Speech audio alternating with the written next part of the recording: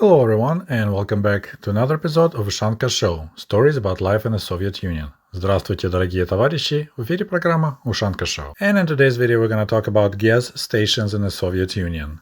Бензозаправки. Again, the Soviet Union was a fucking shithole with a ton of lipstick on its ugly face. And the fact that you keep reposting this crap here doesn't serve you well. But before we begin talking about gas stations in the Soviet Union, I would like to provide full disclosure. My family never owned a car in the Soviet Union. We even didn't think about owning a car. Out of all my friends, I think only one family that I knew of that had a car. And one of my cousins on my mother's side, it was like two cousins, he had a Moskvich car. Obviously, I was aware that gas stations existed in the Soviet Union, but in 20 years of my life in the USSR, I never set a foot in any gas stations. And only in the winter of 1999, when I was 27 years old, that was the very first time I set my foot in a gas station, but it happened in Michigan when I purchased my very first car. This 1988 Chevy Astro. So official abbreviation for the gas station in Soviet Union was AZS, Автомобильная заправочная станция, which could be translated as Automotive Filling Station. AZS, Автомобильная заправочная станция. But Soviet drivers usually call it заправка, so like a filler, or автозаправка, auto filler, заправка. But when I was gathering information for this story, I was surprised to discover that most gas stations in the Soviet Union carried a basic, simple name, benzin. And benzin means gasoline in Russian. And sometimes there'll be no large sign at all, but everyone would know that that's a gazapravka. That's the gas station. Like you see this picture, it looks like it's a gas station located right next to the Kremlin wall.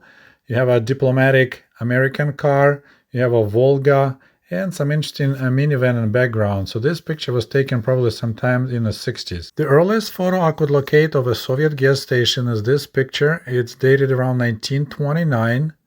And this car is quite interesting, right? This car was the very first private car on the streets of the Soviet Union, and it was French-made Renault. And this cool car belonged to this cool dude. His name was Vladimir Mayakovsky, and he was one of the most famous and popular Stalin-era poets. Actually, this car was a present from Mayakovsky to his longtime girlfriend Lily Brick. At that time, Vladimir Mayakovsky lived in Paris, France, so he had to ask for permission to purchase a car in France and ship it to Soviet Union.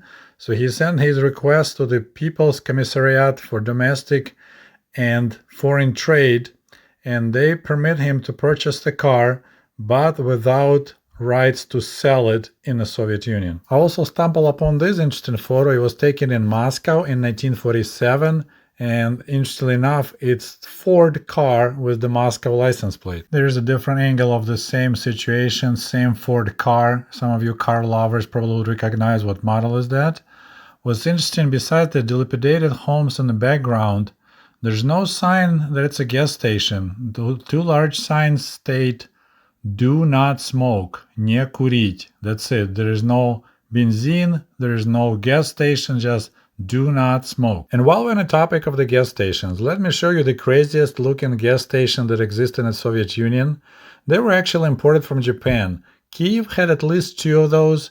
They were also in other large Soviet cities. Soviet drivers called these gas stations Yaponki, so like Japanese ones or Japanese women, because that's the same word we use, Yaponka. Yaponets is a male, and Yaponka is a Japanese female. I'm not sure what the purpose of this design to have a gas hoses hanging down, maybe so you get every drop of gas into your car, but definitely I don't think it's a smart design. I believe one of these gas stations still exists in Kyiv, although it's more like for decoration. They installed normal gas pumps, but they kept the old ones just as attraction. This 1976 photo shows another unusual looking gas station. This one is located in Sochi, Russia, on the shores of Black Sea.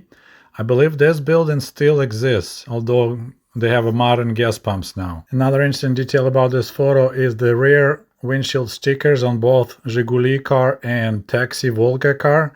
It shows 90 kilometers an hour, so it just states I'm not driving faster than 90 kilometers an hour which is about 56 miles per hour. Otherwise, the majority of Soviet-era gas stations looks extremely plain, like this 1976 photo from Kalinin, Russia.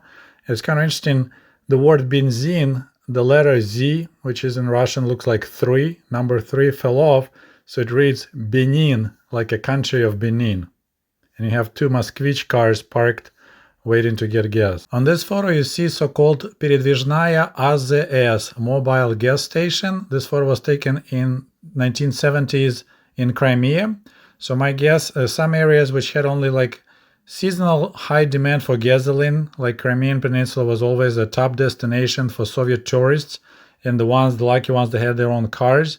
So they will park these tanker trucks along the highways so people can fill up their cars. Most Soviet-era gas stations were self-service, although on this photo it looks like the gas station attendant lady filling up Volga car and a driver is checking her out. Okay, and now let's talk about the cost of benzene in the Soviet Union. A lot of people were asking that question. And the short answer is it's complicated because it wasn't enough to have money. In order to purchase gasoline in the Soviet Union, you also required to have so-called talon. So it's like a coupon that allows you to purchase a specific amount of specific gasoline. Okay, so let's take a look at such a talon. And this one was sold in 1977 in Russian Federation. The company is called Glav Neftesnab, main oil supplier, Poyas номер 1. So it's a price zone number 1. I believe Soviet Union had like 3 price zones, so more you go east is more expensive everything becomes because of delivery cost. And it's called Talon Рыночного фонда. So that's a coupon of the market oil fund.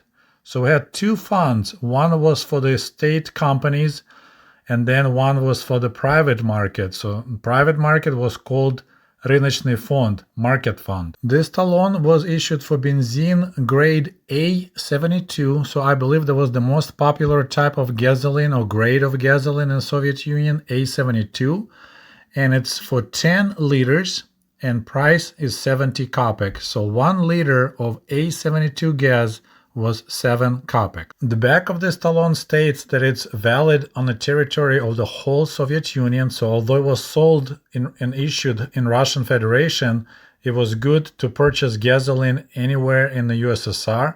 It's valid until July 1st, 1978. So it was sold in 77, but it was good for another 6 months of 1978.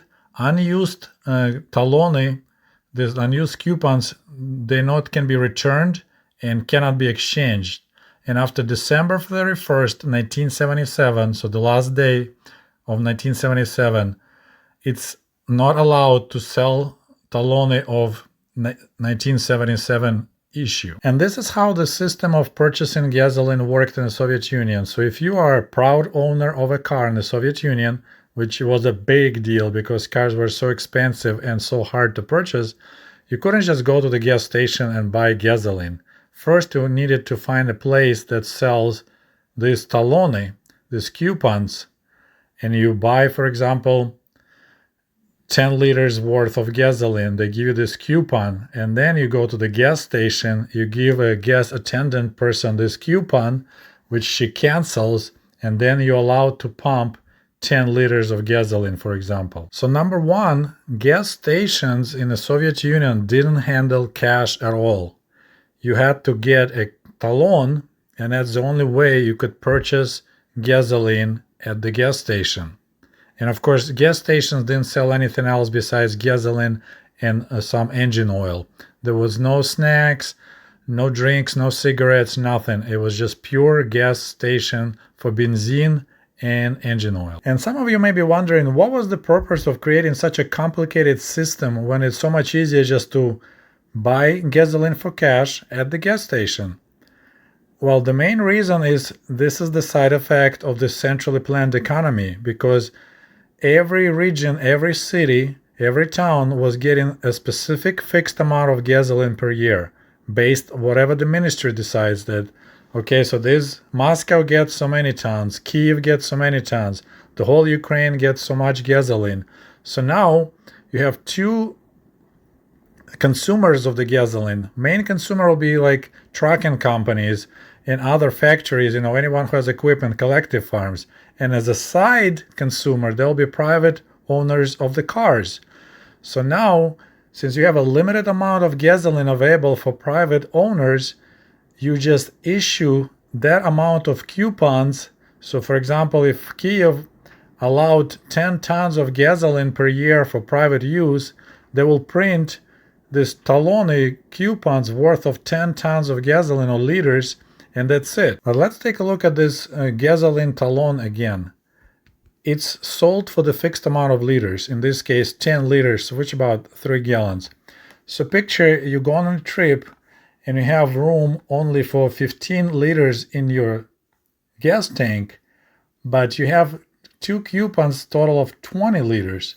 That's the reason why every Soviet driver had an empty jerry can or 2 in their trunk, so they have enough room to fill up and utilize their talone, because you actually purchase 20 liters of gasoline, so you need to find room for those 20 liters, otherwise you wasted your coupons and you lost money. So obviously this talon system was pain in the butt for the car owners, but also picture the amount of extra expense that the government went through, because first of all, you need to print all these coupons, you need to distribute them all over the country, you need to sell them, then at the gas stations they need to count them to verify that everything matches, then return them and utilize them. And it's year after year, millions of these coupons were printed just to control the flow of gasoline in the country.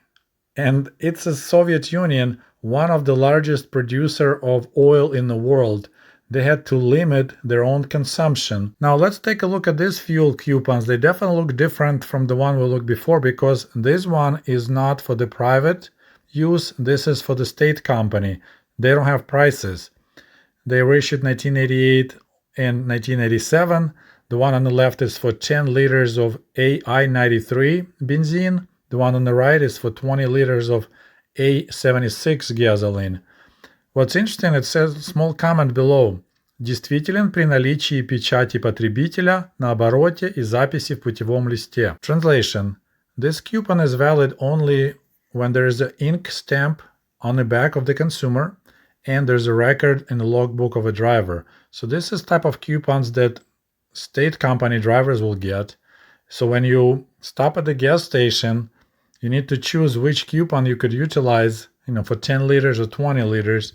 If it's a big truck, then you have to use several coupons. And then you need to make a record in your logbook that you stop at the gas station and you used so many coupons. And as you see, they also have serial numbers. So you track that, you write down serial numbers, and then you give the coupons to the gas station attendant who will cancel them. So here's your basic getting gas routine. You pull at the gas station, and if they have your type of gasoline, you decide how many coupons you need to utilize. You go to the gas station attendant and give her or him, 3-4 coupons, 10 liters each or whatever. Then the person will turn the pump on for the fixed amount of liters that you provided coupons. You go back to your vehicle, you turn your side of the pump on, you fill your tank. Then of course, you make records.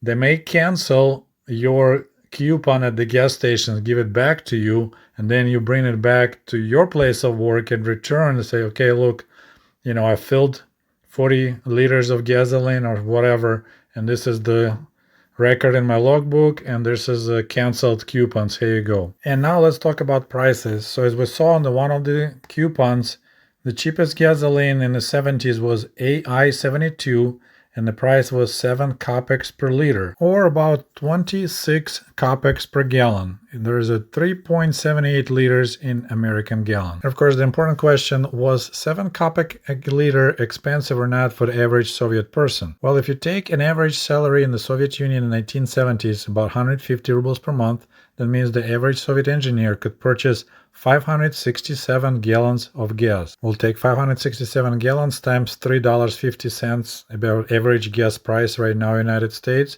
So that translates in $2,000 per month.